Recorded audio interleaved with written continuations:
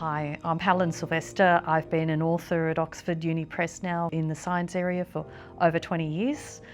In my past history, I have done medical research.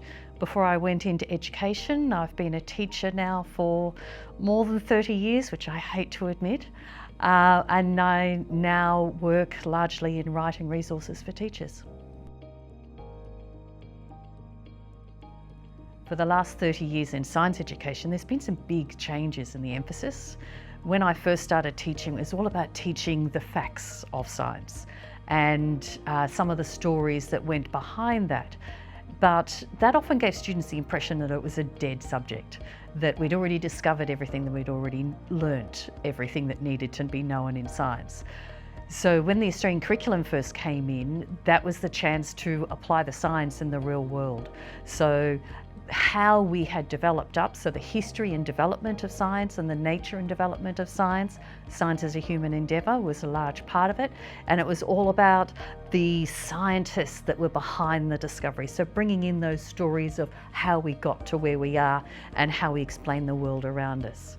What's really interesting is what's happened now in the most recent Australian curriculum and curriculums right across Australia is it's not how the series of facts and how it explains everything, it's how can we continue making use of science?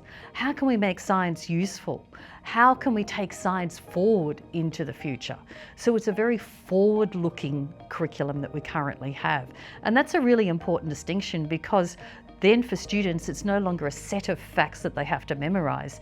It's how can we use science to make decisions? How can I use science in my life now and going forward? And that's an important distinction, I think, that's really exciting for science. I'm going to break this into two sections, because one, when you're implementing a new curriculum, there's the really practical thing. How are we going to implement it? And that requires some changes, particularly when you've got something like Year 9 ecosystems and the biological science now essentially being moved back to Year 7. So how do you implement that to make sure that if you do it within 1 year, you've got students who are going to have gaps carrying forward that may have implications when they hit their final years of study. So you need to plan, are you going to try and cover those and give them that catch up when they need it? Or are you going to have a staggered approach so that you don't miss it? Then there's also the teacher workload. It's a lot of work to implement a new curriculum, and particularly the changes. So if you're taking I'm going to go back to the same example, Year 9 ecosystems back into Year 7, the content you were teaching at Year 9 might not be appropriate for a 13-year-old who's in Year 7. So you need to maybe rewrite the tests, rewrite the tasks, so it's more appropriate for that younger year level. You don't, as a teacher workload, want to do all those changes all at once. If you're doing it for every year level and making all the changes all at once, you're going to have one really hectic year. It can be done. You need to bring in the whole science department and everyone needs to take responsibility for it. But you need to make sure that you plan for those changes and don't just roll out the same ones. It's a great chance to refresh. The other approach is to do a staggered approach, so that you plan for changing 2 years at a time so that you reduce your workload as teachers. And let's face it, you've got more than enough work to do as it is. So consider and plan as a department so that everyone knows what's happening and why it's happening, and have that whole scope and sequence so that you know how everything fits in and makes those changes. The other thing that's really important with the Australian curriculum now is those core concepts, and doing that scope and sequence is going to be really important for understanding how everything fits together.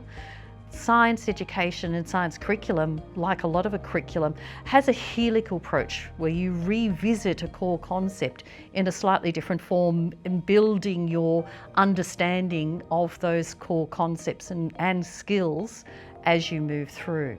So one of the examples of it is, for example, a core concept about energy in the physical sciences. So energy can be transferred, transformed and conserved. And that can start, all that curriculum starts way back in Year 2 sound is one type, so sound energy. Year 3 they look at heat. Year 5, they look at light. In year 6, they look at electricity, all different forms of energy. And then you get to year 7 and 8 and you start bringing all those forms of energy together, and you talk about energy as a whole concept and energy being conserved and planning for that conservation. Then you get into year 9 and 10 and you'll start looking at the particle and the wave model. You look at energy generation and you look at the impact of that energy in the wider systems. So that's that building up of the different forms of energy, how it's transferred, how it's transformed into the abstract of the particles and waves, into that conservation and energy generation, so that you can make those big decisions later. So that's that one core concept that builds up over time. So when you're planning in the implementation of a new curriculum, you need to plan for that scope and sequence, understand how it all fits together, so that you make sure that that key message, that core concept, follows all the way through. And you've got core concepts under each of the science understanding substrats. It's one of the challenges when you're planning your new curriculum and anything else. You're looking for new resources as well, so it's a chance to refresh everything. And I always think there's multiple layers that you can plan individual lessons. That's the simplest one, and when you're time poor, that's what you end up doing. But if you develop up a scope and sequence, then you start thinking of a teaching sequence. So it's a series of lessons. And those series of lessons, you need resources that will build the skill levels as you move across the whole teaching sequence. So you start off with some simple science inquiry aspects of it, and then you might build those science inquiry skills and concepts as you move through a teaching sequence. So you might plan your science understanding, which is the content aspect of it. You need to add in that science inquiry skills and content as well. That's the next layer. And then you need to think about, what's the context? What's the science as a human endeavour that fits in, that gives the students relevancy of everything that they're learning? So the types of resources, you need to think about all those levels. You need to think of resources for the science content. You need to think about resources for the science inquiry skills and content. And then you need to go and find something that is very relevant for current students' context, and that may change slightly from year to year, but you need to think about the resources as a whole teaching sequence, not just an individual lesson. When you're time poor, individual lesson, yeah, I get it, I've been there, but do that planning early, particularly as a department. Lean on each other's shoulders and find those resources that puts it all together.